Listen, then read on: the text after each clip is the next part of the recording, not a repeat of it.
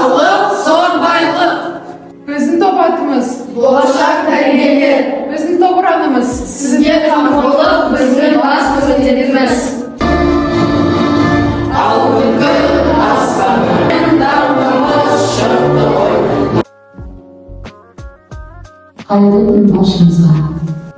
Алдарыңызда Астана қаласы номер 98 мектеп лицейінің 8 А сыныбымен практикалық зерттеу сабағымызды ұсынамыз. Өткізуші химия, биология пәні мұғалімі, педагог зерттеуші Әуезбай Жұмабеке Қосымқызы, қазақ тілі мен әдебиет пәні мұғалімі, педагог модератор Толоухан Дамелі, информатика пәні мұғалімі, педагог зерттеуші Муселимова Гүлзада Сарсенбековна. Бүгінгі педагогикалық идеялар қамтылған 2020 практикалық зерттеу сабағында қолданылған ақпараттық сандық технологиялар. Имези 3D үлгіде презентациямен жұмыс істейміз. Джинали, DID жасанды интеллектіні қолданамыз. Өлапс виртуалды онлайн зертханалық платформасында тәжірибе жасаймыз. Бүгінгі сабағымыздың тақырыбы тамақ өнімдерінің көмірсу, нәруыз, майдың болатынын зерттеу. Мақсаты азық түліктерде көмірсулар, нәруыздар және майлардың бар екендігін дәлелдеу. Сабақты бастайық, құрметті білім алушылар.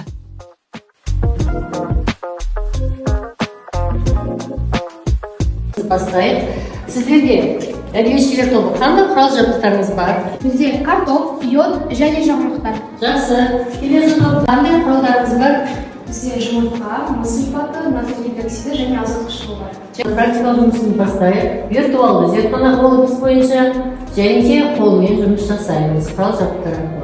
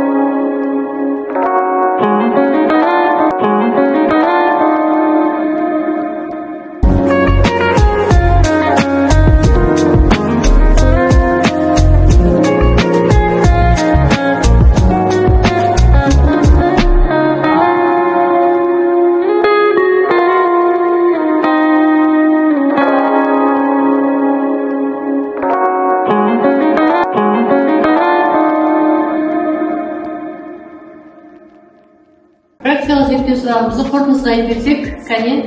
Картопта қою көк түстің беруі құрамында крахмал болуын дәлелдейді. Крахмал көмірсу. Жақсы, жарайсың. Келесі. Бұл салфеткадан май дақтар қойылады. Дәл осылай біз жаңғақтардан май бар екенін дәлелдейміз. Енді біздер тауық жұмыртқасын сынауға құйып, үстіне бірнеше тамшы натрий мен мыс сульфатын құйғаннан кейін оның түсі күлгін көк түске айналған болатын. Бұл биурет реакциясы деп аталады. Бұл ішінде ақуыз бар екенін дәлелдейді. Құрметті білім алушылар, денсаулыққа байланысты мақал мәтелдің жалғасын жалғастырыңыздар. Нан тамақтың атасы. Ақ көптің батасы. Жарайсыз. Дұрыс тамақтану ненің кепілі? Тамақтану денсаулық кепілі. Тағам құрамында егер ақуыз жетіспеген жағдайда не болуы мүмкін? Тез шарғыштық пайда болады, адамның жұмыс істеу қабілеті төмендейді, тұмау және тағы да басқа аурулар жиі мазалайтын болады. Тоқтаңызшы, Айқара. Дұрыс тамақтануды біз өз спортшыларымыздан көреміз. Оның ішіне Геннадий Головкинді алсақ. Геннадий Головкинге мынандай сұрақ қойыпты. Сіз қалай тамақтанасыз? Геннадий Головкин мынандай жауап беріпті. Мен өте көп жаттығамын, және жаттыққан кезде өте көп энергия кетіремін. Сол энергияны мен қазақтың тағамдарымен толтырамын. Мысалы, ет, шұбат, қымыз, сүт және тағы да басқа. Жарайсыздар, Еданур Фараби. Құрметті оқушылар, әдебиет сабағындағы функционалдық сауаттылық біз әдебиет арқылы не үйренеміз? Яғни бір-бірімізбен дұрыс қарым-қатынас жасауды, сонымен қатар ойымызды дұрыс жеткізуді үйренеміз. Солай ма? Биология сабағында біз сіздермен жүрек қан тамырлары ауруларын немесе біз сіздермен тонометрмен жұмыс жасау дағдысын қалыптастырамыз. Сол сияқты дұрыс тамақтану кезінде витаминдерді, дәрумендерді дұрыс Табабеудің өзі үлкен функционалдық сауаттылықты қажет етеді. 21-ші жаһандану ғасырында біз цифрлық сауаттылыққа үйренеміз. Яғни күнделікті ақпараттарды өңдеуде біз жасанды интеллект құралдарын пайдалануды үйренуіміз керек.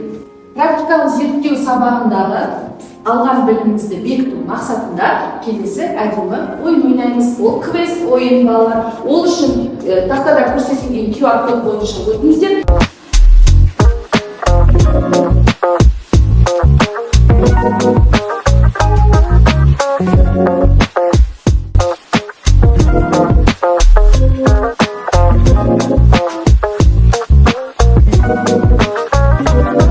Ұнады ма ойын? Квест ойыны? Ендеше балалар бүгінгі сабақтан алған әсерлеріңізді, яғни рефлексиямызды бүгінгі QR код бойынша жаза қойыңыздар.